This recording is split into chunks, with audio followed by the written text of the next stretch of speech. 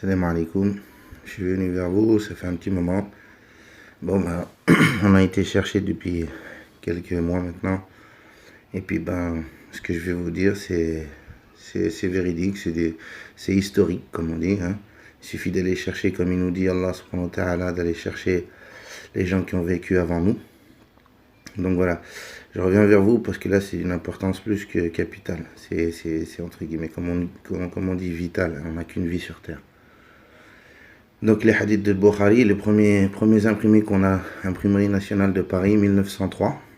Ils ont été remontés par Olivier Houda et William Marcet.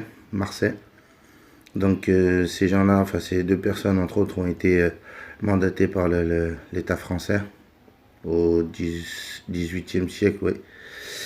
Et ils ont été mandatés par l'école qui s'appelle le Collège de France à Paris.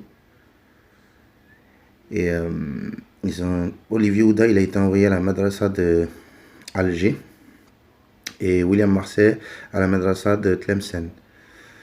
Vous avez tout ça dans le livre de Monsieur Gérard Troupeau.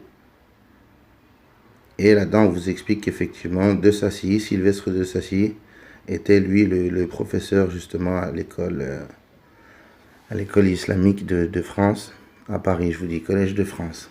Vous avez des déclarations chez le fameux Jean-Louis Burckhardt, fameux orientaliste suisse, qui est mort en 1817.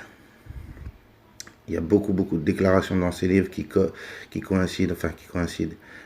nous prouvent qu'effectivement tous ces hadiths ont été inventés. Lui, il vous parle d'un fameux Abou Felda. Vous avez Lamartine, ministre d'Intérieur de l'État français, philosophe, qui vous dit aussi que la sira, soi-disant du prophète, elle vient d'un fameux Abou Felda. Ils vous disent, entre autres, Lamartine, qu'Abou Felda était un poète, non pas un savant musulman. Donc c'est dans la sira que vous retrouverez, entre guillemets, le plus important pour les soi-disant musulmans sunnites et chiites, le dernier sermon du prophète.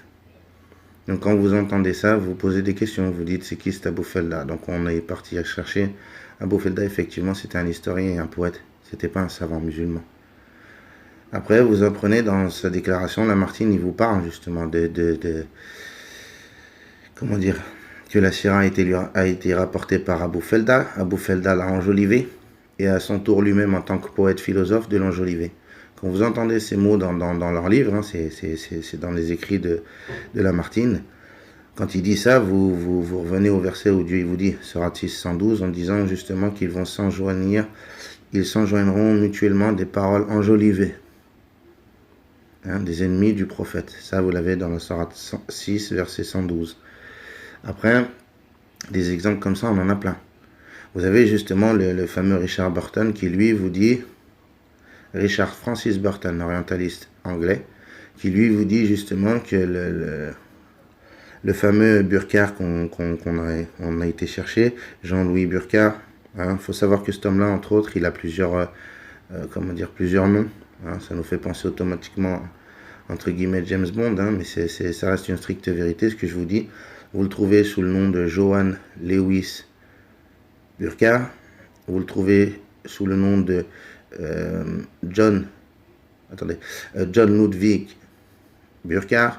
Et vous le trouvez aussi sous le nom de Jean-Louis Burckhardt. Lui, c'est un Suisse qui est né en 1700. Les dates, je les ai, j'ai tout ce qu'il faut. Je vous ai déjà dit, celui qui veut savoir tout ça, il a qu'à rentrer en contact avec moi par l'adresse email. Et puis, on partagera à ceux qui sont vraiment sérieux et qui veulent vraiment savoir la vraie vérité de toute cette histoire. Et des citations comme ça, donc je vous disais, Richard Francis Burton, lui, il déclare dans ses écrits que justement Burckhardt, le fameux Jean-Louis Burckhardt, on en revient toujours à lui, était quelqu'un qui, à la fin de sa vie, les musulmans, c'est dans son livre, hein, Richard Burton, que les musulmans le vénéraient comme un saint. Vous avez ce fameux Jean-Louis Burckhardt qui dit dans ses écrits, lui aussi, qu'il se moquait des savants. Et à un moment donné, ce fameux Jean-Louis Burckhardt, il est convoqué par des savants à la Mecque.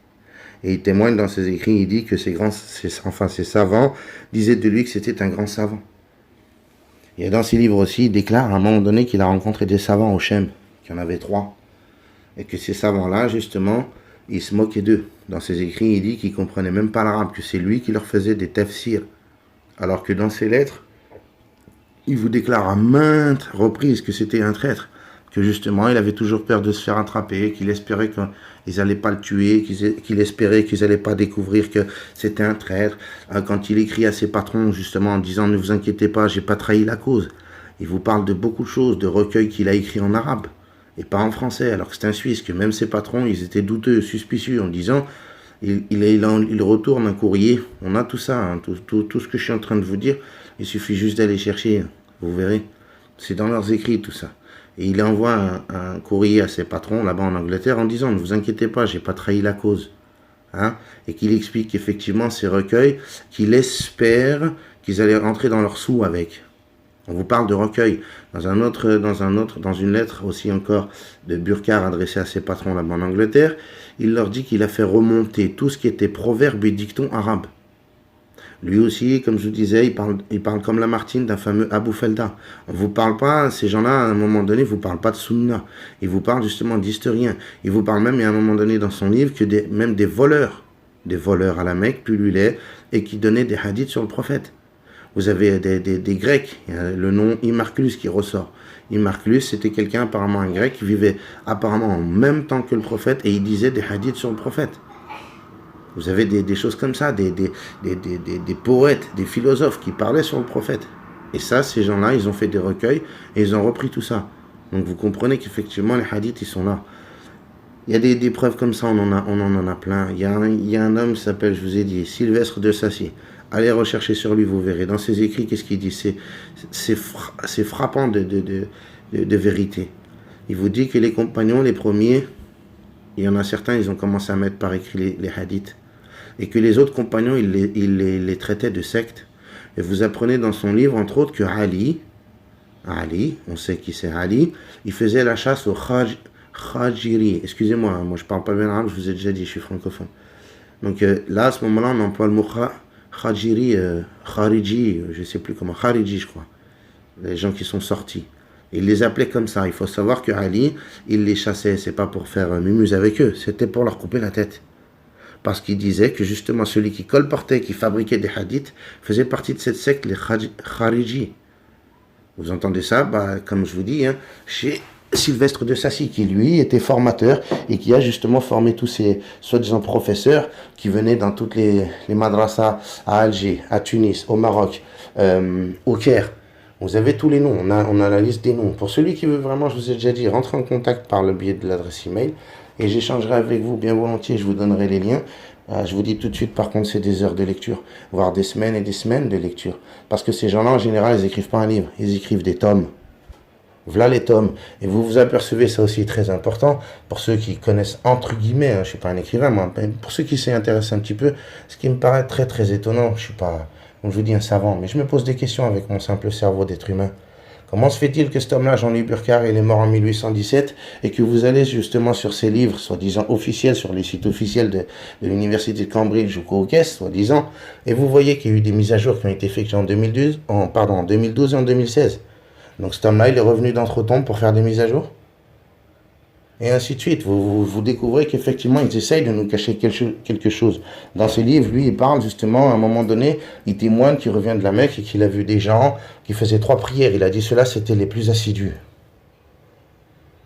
Ça fait réfléchir quand vous entendez ça. Et qu'après, toujours dans son livre, on va dire 500 pages plus loin, il vous dit, entre guillemets, 500 pages, je ne me rappelle pas des pages non plus, il ne faut pas déconner. Mais à un moment donné où il vous dit justement que certains shérifs de la Mecque faisait augmenter certaines prières, il rajoutait, excusez-moi, voilà, le terme qu'il a employé, il a dit, rajoutait des prières. Certains shérifs rajoutaient des prières. Déjà en son temps, on commençait déjà à changer des prières. Donc après, il explique ça, et après vous apercevez toujours dans un autre livre, je ne sais plus si c'est Travel Nubia ou Travel Mecca ou Médina, je ne sais plus. Bref, il le dit dans ses livres, et à un moment donné, il dit dans un autre livre, oui là, carrément, c'est plus 3 prières, mais c'était 5 prières. Là, vous commencez à voir qu'effectivement, il y a eu des mises à jour. Comment se fait-il que dans le livre, on vous dit 3 prières, qu'il a témoigné, qu'il a vu les plus assidus, il le dit lui-même, les plus assidus. Il a dit, il témoigne en fait, la phrase, elle est telle quelle. Nous sommes revenus du Hajj, Et pendant la caravane, parce que c'était des journées entières où il marchait, il a dit pendant 8 jours, j'ai constaté qu'il y avait certains hadjis qui ne faisaient pas de prière du tout. D'autres faisaient 2 prières par jour. Et les plus assidus d'entre eux faisaient 3 prières par jour avec récitation du Coran. Et je vous dis, après vous allez dans ces livres, on s'aperçoit des mises à jour, on vous parle de 5 prières, que soi-disant c'était des shérifs qui les rajoutaient. Et tout ça, je vous dis, c'est des historiens orientalistes qui vous annoncent la couleur, comme on dit. Qui vous expliquent qu'effectivement la religion, c'est eux qui l'ont modifiée. Lamartine, il vous le dit ça. Lamartine, il vous dit quoi, lui? Il vous dit qu'il s'est servi de l'Empire ottoman face aux Russes, parce que eux-mêmes, l'Europe et les Américains avaient peur des Russes. Aujourd'hui, regardez ce qui se passe. Regardez ce qu'on entend, Trump, Poutine, et derrière, on sait très bien que, entre guillemets, les Russes, ils marchent aussi avec les Iraniens et tout ça. Bref, vous voyez ce qui se passe. Donc, vous entendez ça, il y a au 17e, 18e, l'autre, il est mort Lamartine, il est mort en 1890. Donc, ce garçon, il est mort en 1890, il vous dit, ministre de l'État français, ministre de l'Intérieur, quand même, c'est pas n'importe qui parle, dans ses écrits, il vous dit qu'on avait peur des Ottomans, on avait peur des Mohammedans. Ils les appelaient comme ça à l'époque, les orientalistes. Ils ne disaient pas l'islam ou les musulmans. Non, ils les appelaient les Mohammedans. Tous les orientalistes parlent comme ça, les Mohammedans. Vous avez des déclarations de Raymond Pénafort. Lui, au XIe siècle, c'est un des premiers qui a traduit le Coran apparemment. Et il dit quoi? Il explique dans son livre qu'il a justement créé une école coranique pour convertir les Mohammedans. Car ils allaient justement renverser sa religion. C'est un prêtre qui vous parle de ça. Et ce prêtre-là était un élève de l'Ayola. L'Ayola, c'était quelqu'un qui faisait de la Kabbale. Tout le monde connaît l'Ayola. L'Ayola était très respecté par Hitler. Un exemple, ça c'est un exemple parmi tant d'autres. Donc l'Ayola, très respecté d'Hitler. Pourquoi? Allez chercher, vous verrez qui est justement le prêtre l'Ayola, en espagnol. Et ce mec-là, Raymond Pénafort, était un de ses élèves. Soi-disant un prêtre. Il faisait de la Kabbale, ils vous le disent. Ces gens-là faisaient de la Kabbale, la sorcellerie. Et on vous dit qu'ils voulaient détruire la religion des Mohammedans parce que justement, ils expliquent. Lamartine le dit, tous les orientalistes le disent, que les Mohammedans avaient la tête dure. Ils ne voulaient pas changer de religion. Et qu'est-ce qu'il nous dit, Allah? Ils ne seront satisfaits de vous que quand ils vous ont ramené à leur religion. Et regardez, tout ça, c'est dans le Coran. Et vous apercevez tout ça, et toutes ces preuves historiques de ces gens-là qui vous annoncent la couleur en disant qu'effectivement, c'est eux qui ont infiltré l'islam. Lamartine, il vous le déclare. Des gens comme William Muir, qui ont écrit la Sira du prophète, la date, elle est en 1853, on a l'imprimé de cet homme-là, William Muir. Lui, il vous dit dans ses écrits qu'il détestait le prophète et qu'ils ont sorti une Sira sur lui pour le salir. Et dans les passages de son livre, vous voyez des passages sexuels, mais il faut voir, c'est comme si on est en train de lire un livre de... Voilà, excusez-moi, et tout ça, c'est véridique, je peux vous donner les liens, à vous d'aller chercher. Profitez justement que pour l'instant, ils n'ont pas refait encore des mises à jour, parce qu'ils vont les faire. Ça, faut pas s'étonner. Quand vous apprenez que dans Bukhari, dans la version 1971, imprimée 1971, premier hadith, on vous dit « N'écrivez rien de moi si ce n'est pas le Coran », et dans la version 2003, ce hadith, il a disparu. Il y a moyen de commencer à se poser des questions, les frères et sœurs. Réveillez-vous. Ils sont en train de vous endormir avec cette sunna en disant « Qal al-Nabi ». Alors qu'on a des versets où Dieu nous dit, le prophète, s'il avait dit autre chose que le Coran, il lui aurait tranché la gorge. On a la sourate. Tout ça, je vais revenir vers vous. Je ne vous ai pas abandonné, mes frères et sœurs. J'ai essayé moi aussi par moi-même, entre guillemets, parce que moi aussi, je cherche la vérité. Moi, je suis dans tout ça, je suis, entre guillemets, comme certains, ils cherchent à dire, mais qu'est-ce qui se passe? On nous ment, il y a bien quelque chose. Et à partir de là, j'ai pas fait de vidéo depuis des semaines et des semaines parce que je voulais pas vous dire des bêtises concernant les prières en disant c'est comme ci, c'est comme ça. Même moi, pour l'instant, j'ai encore de gros doutes concernant les prières. Est-ce que c'est bien comme ça? Est-ce que c'est bien comme ça? Mais apparemment, les versets, ils nous parlent. Dieu nous dit. C'est un Coran mufassala, détaillé. Le kitab al-mubin, un livre clair, explicite. Dieu nous dit. Tous ces versets-là, on les a. Et Dieu nous dit que si le prophète, il avait dit autre chose, il aurait tranché la horte. Vous imaginez? Ce verset, je suis en train de découvrir tout ça, parce que moi, j'étais quelqu'un, plus ou moins comme tous ces sunnites. J'allais bosser la sira, j'allais bosser la sunna. On me disait, ouais, si tu comprends pas, tu pourras jamais comprendre le Coran tant que tu étudieras pas la sunna, et que derrière, tu n'iras pas regarder les tafsirs des gens qui ont parlé sur la sunna. Les savants qui vous disent, celui-là, j'ai authentifié, celui-là, je l'authentifie pas. On vous dit d'aller enseigner, justement, d'aller regarder aussi ce qu'ils enseignaient eux. Et on a les sourates où Dieu nous dit justement, Dieu nous dit dans la sourate où il nous pose la question, il nous dit si j'ai guidé quelqu'un, est-ce que toi tu vas aller le voir pour qu'il te guide ou est-ce que tu vas demander au Créateur qu'il te guide? On l'a le verset. Je vous assure, moi, ça fait 10 ans qu'en fait, j'ai fait quoi? J'ai fait confiance, j'écoutais Cheikh Mohamed Hassan, j'écoutais Cheikh Machin, Cheikh l'autre, Cheikh Nabil Awadi, et des noms comme ça, on peut en citer jusqu'à demain. Hein, Abu Daïfa et compagnie. On les écoutait, tous ces gens. Moi, je leur ai fait confiance. Vous savez, il y a 2 semaines, pour être honnête avec vous, mes frères et sœurs, moi, j'en pleure de tout ça. Je suis traumatisé. Je me dis, mais ils ont détourné toute la religion d'Allah, c'est pas possible. J'en pleure. Ils nous ont menti, c'est pas possible de savoir tout ça. Ils le savaient. Il y a un moment donné, il faut arrêter de cacher la merde du chat.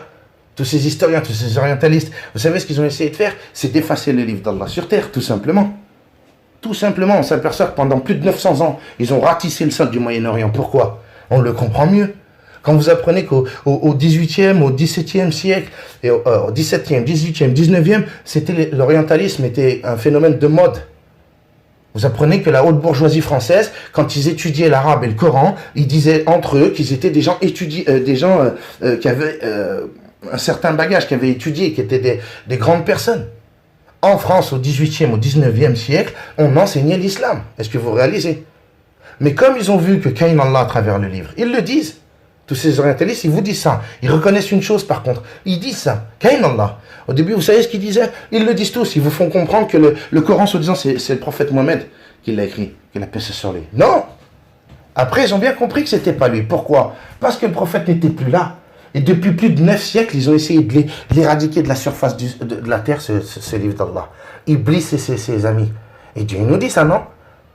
Des hommes et des djinns, des ennemis du prophète. Alors ils n'ont pas réussi à nettoyer le livre d'Allah. Et ils ont essayé pendant plus de 900 ans. Ils n'y sont pas arrivés. À chaque fois qu'ils renvoyaient des orientalistes ratisser le sol, ils retrouvaient du Coran. Voilà pourquoi ils disent Kain Allah à travers le livre. C'est pas parce que le prophète, non, ils ont essayé de le dénigrer, de le salir, de le faire passer pour un menteur, de le faire passer pour un fou. C'est eux qui nous disent tout ça dans leur livre. Que c'était un philosophe, que c'était un poète, qu'il a même été prendre ses enseignements. Ça, c'est chez Lamartine, tout ça. Et plein d'autres qui vous disent que soi-disant le prophète, il a été s'enseigner chez les juifs et chez les chrétiens. Et qu'il a écrit un condensé du Coran à partir de la source juive et chrétienne. Pourquoi il y a des similitudes? Parce qu'on a le même Seigneur. Mais en attendant, eux, ils essayaient de démontrer ça aux gens. Comme quoi, la religion, elle venait du prophète et pas d'Allah. Et quand ils ont ratissé le sol pendant 900 années, à envoyer des centaines et des centaines et des centaines et des centaines d'orientalistes pour ratisser le sol, ils le disent. Tout ce qui était manuscrit, tout ce qui était inscrit en arabe, ils le rapatriaient en Angleterre, en Suisse, en France, en Allemagne, en Amérique. Tout ça, on a leur témoignage dans leurs livres. Et qu'ils le mettaient sous cadenas, que c'était protégé. De ça, il le dit. Le professeur qui formait ici en France, au Collège de France, ici à Paris, il le dit. Tout ça est sous clé, tout ça est caché. Pourquoi? À vous de comprendre. Ils vous disent dans leur livre, Kain Allah, dans le Coran. Et comment ils ont découvert? Avec les faits scientifiques? Avec soi-disant la charia? Non. Ils ont découvert Kain Allah parce qu'ils ont essayé d'effacer le livre d'Allah. Ils n'y sont pas arrivés. Donc il le dit, Lamartine. Ça aussi, il vous le dit dans ses livres, qu'ils ont détourné l'islam. À coup de quoi, s'il vous plaît? Pas à coup de Coran. Pourquoi? Allah, il vous dit quoi? L'original mère, comme il dit Allah, il est au ciel. Et là, j'ai compris tout. Je me dis, subhanallah, Allah, il nous dit, l'original, il est là-haut. Ils ont essayé de le salir. Ils ont même essayé d'aller dans les traductions. Mes frères et sœurs, regardez bien, il y a certaines sourates, ils vous mentent en français. On vous dit l'arabe, eux, ils vous disent les bédouins. Et ainsi de suite. Plein de petits versets comme ça. Enfin, de petits versets. Plein de versets où ils ont modifié en français. On ne parle pas en arabe. Ils ne pouvaient pas toucher la structure. Allah, il le dit. Il l'a protégé. Mais ils ont essayé. Et vous savez, le plus important à retenir dans tout ça, vous verrez, on a les preuves. Hein. Ce sont des gens orientalistes, français, anglais, suisses, allemands, qui sont venus dans nos pays nous enseigner l'islam. Vous avez Burkhardt qui est mort de rire quand il le dit dans ses livres. Que ces savants, il dit comme ça, ces savants, ils connaissent même pas leur arabe. Que lui-même, il vous déclare que les dictionnaires qu'ils ont créés eux, qui? Les orientalistes, il le dit. Que même les dictionnaires, ils ne peuvent pas aller chercher maintenant. Ils ont tout modifié, la langue arabe, entre guillemets, ils ont essayé de la modifier à travers leur dictionnaire à eux. C'est ce qu'il vous dit, Burkhardt. Et vous apercevez de tout ça. Vous vous dites, subhanallah. Donc, à partir de là, moi, mon Coran, il est infaillible. Effectivement, on en est là. On en revient à ça. La preuve que tous ces hadiths, ils ont été inventés, on en a plein aujourd'hui. Plein. On vous dit carrément que des voleurs, ils disaient des hadiths sur le prophète. Je vous ai dit tout à l'heure, imaginez ça. Le gars, il vous dit, il est à la Mecque, il y avait des voleurs, des gens vous dit couper la main. Qata'u. Oui. Enfin, je sais pas comment on dit bien en arabe, mais on dit qata'u. hein, dans la sourate où les femmes elles se sont coupées les mains. Elles se sont coupées vraiment les mains, coupées les mains en entier? Non, elles ont juste fait une entaille. Ben là, il vous dit, il y avait plein de voleurs. Il vous dit pas qu'ils avaient les mains coupées. Et il vous dit que certains voleurs, ils venaient, ils disaient des hadiths sur le prophète. Alors imaginez la scène, le mec il est en train de, comme on dit, de voler, il se fait prendre la main dans le sac. Ouais, relâche-moi s'il te plaît, m'emmène pas au shérif du coin, je vais te donner un hadith sur le prophète. Imaginez la scène. Et ils ont pris ces hadiths de ces gens. Il vous le dit, de philosophes, de poètes. C'était pas des savants, il vous dit c'était pas des savants. Ils vous parlent pas de sunna non plus. Non. Ils vous disent que tout ça, ce sont des paroles qui ont été dites sur le prophète par des historiens, par des philosophes, par des poètes, par des voleurs, par des gens lambda. Ils vous disent ça. Tout le monde y parlait sur le prophète. La preuve, des orientalistes qui le détestaient, ils parlent sur lui en mal. Je vous ai dit, si vous lisez la Sira chez William Muir, vous allez voir. C'est hallucinant comment il dénigre le prophète. Et c'est dans, soi-disant, sa Sira. Et on vient nous dire le dernier sermon, hein, parce qu'il y a beaucoup de gens qui viennent me dire, oui, mais dans la Sira, il y a le dernier sermon. Je sais, je l'ai étudié, la Sira. J'ai été sunnite, hein, pendant 10 ans de ma vie. Je leur ai fait confiance à ces gens. Vous savez, j'ai posé la question à mon professeur qui m'a enseigné, justement, entre guillemets, l'islam. Hein, quand je suis venu et que j'ai posé la question, moi, je connaissais rien à l'islam. Comme il nous dit notre Seigneur, j'étais un kuffar, moi. Je connaissais rien. Ni la Fatiha, ni rien. Et que ce jour-là, il m'a dit, Coran et Sunna. Ben, vous savez, aujourd'hui, je leur pose la question à ces gens. Comment se fait-il que dans le musulman, on me dit Coran seul? Et là, j'ai posé la question à mon professeur. Je lui dis, Tariq, quand tu es venu, je suis venu, moi, avec mon Mia, pour aller chercher Allah, et que tu m'as dit, toi, Tariq, Coran, Sunna, moi, je t'ai fait confiance, Tariq. Ok? Avec mon Mia, j'ai été chercher. Si la Sunna, voilà, tu comprendras jamais le Coran sans la Sunna, tu comprendras jamais les tafsirs. Mais bon, j'ai fait confiance. Aujourd'hui, je lui ai posé la question. Voilà, Tariq, c'est qui ment? C'est toi ou c'est Muslim? Muslim, il dit dans sa version à lui, Coran seul. Ah, il m'a dit, oui, mais aujourd'hui, on s'aperçoit qu'il y a certains hadiths qui sont bizarres. Ok, d'accord, on va aller chez Lamartine, ministre de l'Intérieur français. Quel est l'intérêt de me dire ça ou ça? Lui, il vient, il vous dit pareil, Coran seul. C'est bizarre. Il vous donne la Sira, mot pour mot, Lamartine. Hein? Ça, je vous invite à aller regarder. Allez-y, vous verrez. Dans le livre de Lamartine, il vous donne la Sira comme on me l'a appris, moi, chez les sunnites. Mot pour mot, à la virgule près. Subhanallah. Et lui, par contre, il vous dit quoi? Alors, on vous dit, dans son livre, il vous dit Coran seul, mais de l'autre côté, il donne la Sira. Ah, et puis, on sait très bien que dans la Sira, entre guillemets, il y a des hadiths, hein, il y a des récits, des paroles. Parce qu'on vient des hadiths, c'est quoi? Des paroles, des récits. Bon, ben voilà. Alors, d'un côté, il vous dit dans son livre, Lamartine, Coran seul, comme musulman, et puis de l'autre côté, il vous balance la Sira. En vous disant, le prophète a dit 5 prières, le dernier sermon, hein, on connaît. Voilà. Les gens du livre. Hein, ça pour certains, ils vous disent, les gens du livre, Ahlul al-Bayt. On a 3 versions, on la connaît, hein. La version des soi-disant Coran Sunna Ahlul al-Bayt.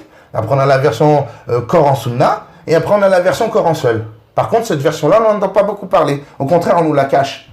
Pourtant, elle est dans Muslim, elle est dans Ahmed. Et puis, vous avez maintenant carrément des orientalistes qui en parlent. Comme Lamartine. Pour l'instant, le seul qui a dit ça, c'est Lamartine. Je vous dirais, des orientalistes, il y en a eu des centaines et des centaines et des centaines. Moi, pour l'instant, j'ai dû étudier, au bas mot, peut-être une dizaine ou une vingtaine d'orientalistes. Imaginez. Donc, des preuves, il doit en avoir des tonnes et des tonnes chez ces orientalistes, justement. À nous d'aller faire le travail. Bon, mes frères, je pense que j'ai assez traîné. Je sais que les vidéos longues, vous n'aimez pas trop, mes frères et sœurs, pardon. Donc, maintenant, voilà. Je vous donne déjà un premier jet. Parce qu'il y a là, dans pas longtemps, bi'idnallah, on va essayer de parler sur des chaînes qui ont un peu plus de monde. Moi, j'ai fait cette vidéo, enfin, si je fais cette vidéo, c'est dans le but de dire qu'on ne me vole pas mon travail. Parce que ça, j'ai été parler à des gens qui étaient bien plus âgés que moi en termes d'islam, et ils tombent par terre quand je leur dis ça. Parce que personne apparemment a été chercher ces livres-là, dans ces gens-là. Parce que justement, soi-disant, c'est des koufars historiens. Mais en attendant, ces koufars historiens nous donnent des petites pépites comme ça. Je vais vous en donner une petite dernière. Dans la sunna, quand on vous dit, écoutez bien, vous allez rigoler. Pour ceux qui comprendront, Inch'Allah, bidnillah, la vérité. Vous avez Jean-Louis Burkhardt qui déclare dans ses livres qu'il était à la Mecque, que là-bas, justement, il y avait des barbiers, que les Arabes, écoutez bien, les Arabes avaient pour habitude de laisser pousser leur barbe, de raser leur moustache, pour se différencier, écoutez bien, des Ottomans turcs. Les Ottomans, excusez-moi, c'était pas des musulmans? Et si, c'était eux. Eh bien, ils disaient que les Arabes avaient de l'antipathie contre l'Empire ottoman, donc contre les musulmans turcs. Et ils faisaient ça pour se différencier des Ottomans turcs qui avaient, eux, des grandes moustaches bien épaisses. Allez, Je vous laisse sur ça, méditez là-dessus. Pour ceux qui connaissent soi-disant la sunna, la barbe sunnatique. Eh bien regardez, voilà les historiens qu'est-ce qu'ils vous disent. Que c'était tout simplement une tradition arabe pour se différencier des musulmans. Et que nous, dans la sunna, ils nous disent quoi? Que c'est pour se différencier des mécréants. Je vous laisse sur ça et je vous en donnerai plein d'autres, Inch'Allah. En attendant, voilà, je voulais faire cette vidéo pour laisser une trace. Parce que je sais que certains, je parle avec d'autres personnes et je vous dis honnêtement, j'ai un peu peur qu'on me vole mon travail. Je m'aperçois de personnes qui reprennent ce que je dis quand je leur parle dans leurs vidéos et ça me déplaît fortement. Moi, je suis quelqu'un, je suis honnête. Si on me dit quelque chose, je dirais ça vient d'un tel. Mais je ne vais pas prendre ça à mon travail, à moi, en disant c'est moi qui ai découvert ça. Non. Moi, je suis quelqu'un qui demande à Allah subhanahu wa ta'ala à chaque prière, Allahumma atin al-hujur. L'humilité, Seigneur. Je ne suis pas un savant, je ne suis pas un messager. Je ne suis qu'un être humain. Moi, je fais caca comme tout le monde. Excusez-moi, quand je chie, ça sent pas de zaro, voilà. Je suis un être humain comme vous. Comme il nous dit notre prophète, j'étais un être humain comme vous. Moi, je ne suis pas un prophète, je ne suis pas un messager. Moi, je suis une petite merde. Moi, je suis un Français qui habite en France. Je connais ni l'arabe ni rien. Mais moi, je me dis quoi? Je vais chercher auprès de gens qui, eux, connaissent l'arabe, qui me traduisent, qui me disent, voilà, ce mot, il veut dire ça. Maintenant, moi, je fais que transmettre ce que j'apprends. Je vous dis honnêtement, je suis un peu requin. Moi, ces livres-là, c'est pas moi qui les ai écrits. Je vous ai dit, rentrez en contact avec moi à travers l'email et je vous enverrai les liens. Vous allez voir, régalez-vous. C'est eux qui disent tout ça. Moi, j'ai rien écrit. Les versets, c'est pareil. On y reviendra, Inch'Allah, dans une prochaine vidéo. Les versets où Dieu il nous dit tout ça. Allah, comme d'habitude, il nous l'a dit dans son Coran. Mais ils nous ont détourné du Coran. Ces orientalistes, ces gens, Shaitan, la'anallah. Il s'est servi de ces gens pour vous détourner de quoi? De la source primaire, le Coran. Et il vous a ramené à tout ça. Au tafsir, au hadith, au ta'wir, les savants, je sais pas quoi. Ben, le verset, je vous le donnerai. J'ai pris beaucoup de notes, mes frères et sœurs. Là, c'est comme je vous dis, c'est juste une première vidéo pour, entre guillemets, pour me couvrir mes arrières, pour qu'on ne me vole pas mes idées. Mais je vous donnerai les versets, je les ai. Dieu, il nous dit, est-ce que vous allez chercher la guider auprès de quelqu'un qu'on a déjà guidé? Comment réfléchissez-vous? Le verset, il est clair. Dieu, il vous dit, vous allez aller voir les savants parce que je l'ai guidé? Mais c'est moi qui guide. Demande-moi à moi la guider et je vais te la donner. Et Dieu, il dit, il finit le verset en disant, comment réfléchissent-ils? Et moi, je vous dis, ce verset, il m'a brûlé le nez en me disant, mais c'est vrai. Allah, il me dit, c'est lui qui guide et moi, je passe par un savant. Parce que eux, ils nous disent dans le verset où Dieu nous dit, oui, allez voir les gens, les savants. Non, Dieu, il dit, allez voir les gens du rappel. C'est quoi les gens du rappel? Il y a un moment donné, je me dis, c'est quoi? Là, il n'emploie pas le mot alim ou ulama. Non, Allah, il vous dit justement, allez voir les gens du rappel. Donc ceux qui lisent les livres, il faut s'entraider entre nous, se concerter. Ce que je suis en train de faire avec vous, me concerter, me dire voilà, des frères, ils m'envoient des emails, on échange, voilà, il me dit lui ce qu'il en pense, il me donne en arabe ce qu'il connaît de l'arabe, voilà, on échange, on se concerte entre les gens du rappel. Mais Dieu, il nous prévient, je vous donnerai le verset, vous verrez, il est édifiant. Dieu, il dit, c'est moi qui guide celui-là, là. Hein, celui-là, il est bien guidé, masha'Allah. Mais Dieu, il vous dit, c'est moi qui l'ai guidé. Hein, pourquoi tu vas aller voir lui pour qu'il te guide? Viens me voir, moi je vais te guider. Et je vous dis, le verset, la fin du verset, elle fait réfléchir énormément. Dieu dit, comment vous réfléchissez? C'est vrai. Au lieu d'aller trouver le prof, nous on va voir l'élève. C'est une question de logique. Allah c'est le prof, Allah c'est le Rabb. C'est Rabbi, celui qui éduque. Rabb, la racine du mot éduquer. Moi on m'a enseigné ça. Rabb, celui qui éduque. Bon, le prof, apparemment, c'est Allah. Nous, on va voir l'élève. Parce que soi-disant, il a une bonne note. Mais tu as une bonne note. Mais pourquoi? Parce que tu as eu un bon prof. Eh bien, Dieu nous dit, comment réfléchit-il? Tu ne vas pas aller voir l'élève, tu vas voir le prof. Tu demandes à Allah. El-Hidayah, c'est Allah qui le donne. Et il vous dit tout ça dans le Coran. Et il nous dit que si le prophète avait dit autre chose que le Coran, il aurait tranché la horte. Tous ces versets, on les a. Hein. Sauf qu'ils n'en parlent pas beaucoup. Ils ne vous en parlent pas. Ils sont dans vos Corans, les frères et sœurs. Hein. Il suffit de lire vos Corans. Regardez bien, tout ça, c'est dans le Coran. Dieu, il dit, si le prophète, il avait dit autre chose, je l'aurais saisi par la main droite, j'aurais tranché la horte. Subhanallah. Donc on voit bien que le prophète, il n'a rien dit d'autre. Le prophète, il a dit quoi? Il le dit bien dans le Coran. Dit, je t'ai donné un livre pour que tu les guides à travers ce livre. À travers ce livre. C'est ce livre qui guide, c'est pas les autres livres. Bon, mes frères et sœurs, je sais qu'après je m'arrête plus. J'ai tellement de choses à vous dire, subhanallah. Je vous ai dit, retenez bien ça. Tous ces orientalistes, ils ont essayé d'effacer le livre d'Allah. Elle est là. Le vrai miracle, il est là. Il n'est pas dans les faits scientifiques, machin. À l'époque, ils n'avaient pas les faits scientifiques, les garçons. Il y a 1100, en 1100, là, l'autre, là, Raymond Benafort, tous ces gens. Il n'y avait pas de faits scientifiques. Ils vous disent qu'il y a Allah dans le Coran. À nous de comprendre. Le vrai miracle, il est là. Allah, il dit, je l'ai protégé, ce livre. Les autres, les modifiés, on les a laissés s'amuser, les modifier. Allez, vas-y. Mais celui-là, ils ne toucheront pas. Voilà, elle est là, la vraie preuve. Qu'Ain Allah, elle est là. Son livre miraculé, il est là. Ils n'ont pas pu l'effacer de la surface de la terre. Ils sont comme des dingues. Avant, ils vous enseignaient l'islam au XVIIIe siècle. Ils en parlaient dans la cour, comme on dit. Hein. Et aujourd'hui, on vous dit quoi? Da'ish, Allah Akbar, et tue des gens. Mais à l'époque, ils enseignaient l'islam en France, frère. Posez-vous des questions, les frères et sœurs. Ils enseignaient l'islam ici en France, à Paris. Et ils envoyaient des professeurs financés par l'État français. Et on vous donnera les noms. Vous avez la liste, vous avez tout. Et ça, c'est dans le site du Collège de France. Ça, vous pouvez aller faire déjà les premières démarches. Hein. Collège de France à Paris, vous verrez. Regardez bien justement, il vous explique tous ceux qui ont parcouru justement cette fameuse école depuis qu'elle est créée. Et vous verrez, vous retrouverez des noms que je vous ai donnés. Sylvestre de Sassy. Hein, lui, c'était entre guillemets un des profs. Et il y a lui, il y a Olivier Houda, William Warset, de Montbine, de Rambourg, et des noms comme ça, on en a plein. Et ça, c'est au Collège de France. Ils enseignaient l'islam ici en France. Vous vous rendez compte? Et aujourd'hui, on vous dit, ouais, l'islam Daesh, parce qu'ils ont bien compris qu'Ain Allah. Au début, ils ont cru que c'était du folklore, que Mohamed, il avait écrit un livre philosophique. Non, ils ont bien compris que c'était loin de la philosophie. C'était bien plus grave que ça. Et maintenant, ils vous le cachent. Ils vous disent, non, ah là, on n'a pas pu détourner on n'a pas pu le brûler, ce livre. On va les détourner à coup de hadith. Bon, mes frères, je vous dis salam alaikum. Et je vous dis à très bientôt, Inch'Allah. Salam alaikum wa rahmatullah.